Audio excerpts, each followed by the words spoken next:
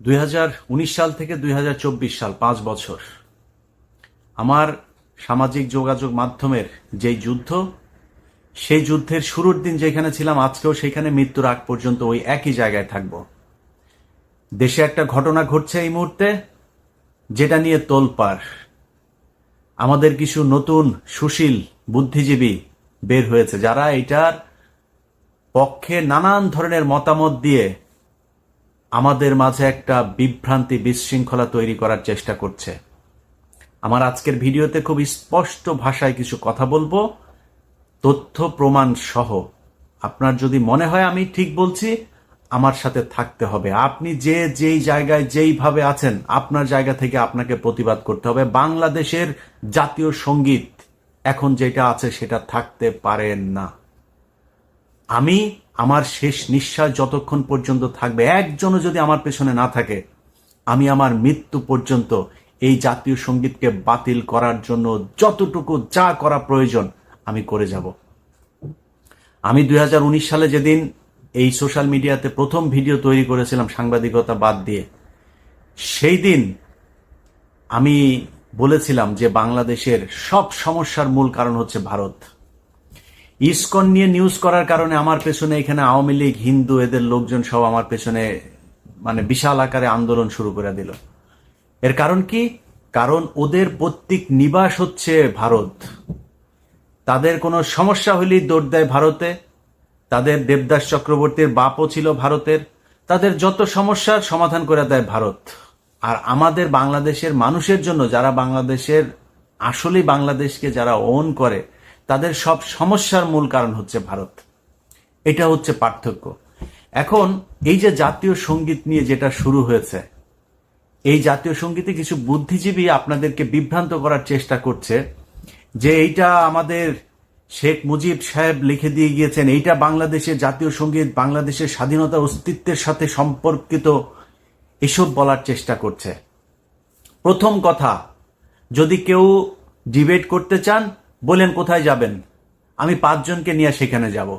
কে কোথায়, কোন জায়গায়, কোন ওপেন মার্কেটে কোথায় চ্যালেঞ্জ করতে চান, আমি আপনাদের চ্যালেঞ্জ অ্যাকসেপ্ট করতে রাজি। আপনার কথা কেউ বিশ্বাস করবে না, আমার কথা কেউ বিশ্বাস করবে না, করার দরকার নাই। যাদের কথা বিশ্বাস করবেন, যারা আপনাদেরই লোক, তাদের লেখা বই, তাদের লেখা বক্তব্য, সেগুলো থেকে প্রমাণ করে দেব যে বাংলাদেশের যে জাতীয় সঙ্গীত, এটা বাংলাদেশকে, বাংলাদেশের স্বাধীনতাকে কেন্দ্র করে লেখা হয় নাই। আমি আমার ভিডিওতে সবগুলো পয়েন্ট আপনাদেরকে বলবো। আমার এই পয়েন্ট শোনার পরে আপনার যদি মনে হয় আমি সত্য বলছি, আমারটা শুনতে হবে। যদি মনে হয় মিথ্যা বলছি, তাহলে আপনি আমারটা শোনার কোনো দরকার নাই। কমেন্ট করে আপনি জানেন যে ভাই আপনি এই জায়গাটা ভুল করেছেন। রবীন্দ্রনাথ ঠাকুর 1905 সাল বঙ্গভঙ্গ রদ করবার জন্য তখনকার সময়ে শ্যামাপ্রসাদ, তারপরে রবীন্দ্রনাথ, এই যে গান্ধীও সেই সাথে আপনার এগুলোর পেছনে তাদের অনেক ধরনের চক্রান্ত, ষড়যন্ত্র এগুলো ছিল, অর্থাৎ তাদের যে কংগ্রেস, তো এগুলো যে করেছে, তাদের উদ্দেশ্য কি ছিল? বঙ্গভঙ্গ। আর বঙ্গভঙ্গ রদের কারণ কি? বঙ্গভঙ্গ ব্রিটিশরা করে দিল যে আমাদের দেশের পূর্ব বাংলার মুসলমানেরা এবং এই দেশের নিচু বর্ণের যেসব হিন্দুরা আছে, তারা কোনো বিদ্যা অর্জন করতে পারবে না। বিদ্যা অর্জন কারা করবে? শুধুই ব্রাহ্মণরা করবে। সেই ব্রাহ্মণরা থাকেন কোথায়? কলকাতার জমিদার সব। এই জমিদারদের কথা মতো আমাদেরকে চলতে হবে সারা জীবন। আমরা যদি বিদ্যা অর্জন করি তাহলে সমস্যা। এই কারণে তারা চায় না আমাদের বঙ্গভঙ্গ আলাদা প্রভিন্স হোক, এবং সেই প্রভিন্সের ভেতরে আপনার ব্রিটিশ সরকার আমাদেরকে আলাদা বাজেট দিক, আলাদা স্কুল কলেজ এগুলো করুক, সেখানে আমরা শিক্ষা অর্জন করব, এটা তারা করতে দিবে না। তাদের ওইখানে যেয়ে আমাদের তাদের হাত পা টিপতে হবে সারা জীবন, তাদের বাড়ির সামনে দিয়ে যাওয়ার সময় জুতা খুলে যাইতে হবে, তাদেরকে দেখলে নমনম করতে হবে, এইভাবে সারা জীবন চলতে হবে। না চললে তাদের ব্রাহ্মণত্ব যেটা, সেটা থাকবে না। তো এই যে উঁচু বর্ণ নিচু বর্ণের যে ভেদাভেদ, এটাকে ধরে রাখার জন্য তারা আমাদেরকে পড়াশোনা করতে দিবে না। এটাই হচ্ছে মূল কারণ যে আমাদের দেশ উন্নত হইতে পারবে না। আমরা তাদেরকে শাসন করব, আমরা শিক্ষা অর্জন করবো, অতএব বঙ্গভঙ্গ রদ হইতে হবে, আমাদের সাথেই থাকতে হবে। এই যে ক্ষুদিরাম, যার ফাঁসি, এটা ব্রিটিশ আন্দোলনের বিরুদ্ধে না, বঙ্গভঙ্গ রদের কারণে এগুলো তারা আন্দোলন করেছে। হিন্দুদের যে কজনের নাম খুব কমই আছে যারা কিনা ব্রিটিশ বিরোধী আন্দোলন করেছে। তাদের যে কজনের খুব নাম শোনা যায়, ক্ষুদিরাম সহ, সবই হচ্ছে বঙ্গভঙ্গের কারণে তারা যুদ্ধ করেছে বড়লাটদের বিরুদ্ধে। এই বঙ্গভঙ্গকে কেন্দ্র করে এই মাটা সব মিলায়ে তারা সাহিত্য লেখা শুরু করলো। এই সাহিত্য চর্চার এই আপনার কি বলবো ফসল হলো আমাদের এই যে আজকের যে কথিত জাতীয় সঙ্গীত, সেইটাকে আমরা 1971 সালে বলছি জাতীয় সঙ্গীত।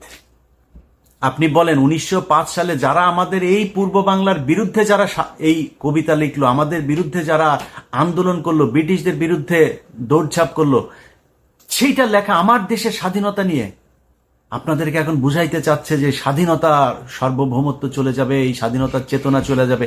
আরে ভাই, ওটা তো স্বাধীনতার বিরুদ্ধে লেখা। বাদ দিলাম এটা। রবীন্দ্রনাথ ঠাকুর কোন দেশের নাগরিক?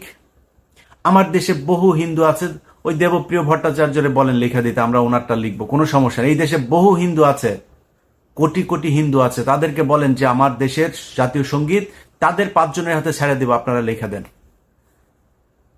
আরেক দেশের নাগরিকের লেখা জাতীয় সঙ্গীত তো আমার দেশে চলতে পারে না। এই ব্যক্তি সেই ব্যক্তি যে কিনা আমার দেশের ঢাকা বিশ্ববিদ্যালয়, সেটা নিয়েও তারা এখন বিতর্ক তৈরি করে, ঢাকা বিশ্ববিদ্যালয় চায় না। এগুলো একদম কনক্রিট এভিডেন্স। এই এভিডেন্সের ভিত্তিতে অনেক মানুষ এই পর্যন্ত বই লিখে এসেছেন, কথা বলে এসেছেন। তাদের পেইড কিছু এজেন্ট, এই এজেন্টরা হচ্ছে এখন বলার চেষ্টা করে যে রবীন্দ্রনাথকে নাকি আমরা ধর্মের কারণে তার প্রতি সাম্প্রদায়িক এই দৃষ্টিভঙ্গি থেকে এসব বলে থাকি। ঢাকা বিশ্ববিদ্যালয়ের হিসাব আজকে বাদ, আজকে জাতীয় সঙ্গীতের ভেতরেই থাকি। আচ্ছা, এই জাতীয় সঙ্গীত রবীন্দ্রনাথ ভিনদেশী, রবীন্দ্রনাথ বঙ্গভঙ্গ রদকে কেন্দ্র করে লিখেছেন, সেটাও বাদ দিলাম। আমি রবীন্দ্রনাথের এটা নিতে চাই। আচ্ছা, রবীন্দ্রনাথের যে লেখাটা, এই যে আমার যে জাতীয় সঙ্গীত, এটা আমি পুরাটা নিতে চাই। এখান থেকে বাদ দেওয়া হয়েছে কেন? বাদ দেওয়া সেই লাইনগুলো কি, সেটা আমি শুনতে চাই। গুগল করেন, উইকিপিডিয়াতে যান, লেখেন যে পুরো জাতীয় সঙ্গীত, সেইখানে সবগুলো লাইন যদি আপনি মুসলমান হয়ে পড়তে পারেন, মায়ের পায়ের মধ্যে মাথা ঠেকাচ্ছেন, দুর্গার কথা বলা হচ্ছে, সেই লাইনগুলো কেন বাদ গিয়েছে? সেই লাইন বাদ আমি দিতে চাই না। আপনি যদি জাতীয় সঙ্গীত হিসাবে এটাকে চালাইতে চান, আমি পুরাটা পড়তে চাই, দেখি আমার দেশের মুসলমান সেটা পড়তে পারে কিনা। সেটাকে কৌশলে বাদ দিয়ে তারপরে তার সেই দুর্গাকে লেখা সেই কবিতাকে আপনার আমাদের জাতীয় সঙ্গীত হিসাবে চালিয়ে দেওয়া হচ্ছে। আমি যদি মিথ্যা বলি, গুগল করে তারপরে চেক করে নেন। ওইটাও বাদ দিলাম। সেই গান আপনি দিয়ে দিলেন আমার সুর করে, তারপরে জাতীয় সঙ্গীত হিসাবে তাইরে নাইরে গাওয়ার জন্য। এই তারে নারে গানের যে সুরটা, সেই সুরটা কার লেখা? আমার এই ভিডিওটা, আমার এই কথাটা এই মুহূর্তে যিনি শুনছেন, আমার মনে হয় আমার ভিডিও যারা দেখেন তাদের 99% মানুষ জানেন এই সুরটা কার লেখা। গগন হরার আমি কোথায় পাবো তারে, সেই গান থেকে আপনি এই কইরা গান সুর চুরি করে নিয়ে আসা তারপরে আমার দেশের জাতীয় সঙ্গীতের ভেতরে চালাই দিচ্ছেন, এটা আমার জাতীয় সঙ্গীত। এই গান কি, এই সুর কি চুরি করা? ইয়েস অথবা নো। যারা আজকে এই ভারতের পেইড এজেন্ট, টাকা পয়সা খেয়ে যারা কি বলে নাস্তিকগুলা জাতীয় সঙ্গীতের পক্ষে, তারা এখন করছে। আর বেটা, তুই জাতীয় সঙ্গীতের জন্য তোর এতই, পুরো দেশটাই তো দখল হয়েছিল 15 বছর, তুই কোথায় ছিলি তখন? ওরে গিয়া জিজ্ঞেস করেন তোর বাপ রবীন্দ্রনাথ এই গগন হর করার থেকে এই সুর চুরি করেছে কি না। আমি ধর্ম, অন্য দেশি কবে লিখেছে সব বাদ দিলাম। আপনি কি চান যে কারো চুরি করা সুর আপনি সারা জীবন আমার স্বাধীন দেশ, রক্ত দিয়ে যে দেশের স্বাধীনতা অর্জিত হয়েছে সেই দেশের জাতীয় সঙ্গীত হোক? যদি না চান, তাহলে এই জাতীয় সঙ্গীত পরিবর্তন করতে হবে। বাংলাদেশের যেইখানে যেই অবস্থায় আছেন, সবার কাছে আমার অনুরোধ থাকবে, আজ থেকে কোথাও কোনো জাতীয় সঙ্গীত যেখানে বাজানো হোক সেখানে গিয়ে বাধা দেবেন, এবং কোনো শিক্ষা প্রতিষ্ঠান, কোনো জায়গায় বাংলাদেশের এই যে কথিত যে জাতীয় সঙ্গীত, এটা পাঠ করা যাবে না। কারণ কারোর কোনো মূর্তিকে নিয়ে লেখা, কারোর ধর্মীয় কোনো সঙ্গীত, বাংলাদেশের মানুষের বিরুদ্ধে লেখা কোনো সঙ্গীত, চুরি করে আনা কোনো সঙ্গীত, কোনো পতিতা ব্যবসায়ের কোনো সঙ্গীত, কোনো চোরের কোনো লেখা সঙ্গীত বাংলাদেশের জাতীয় সঙ্গীত হইতে পারে না।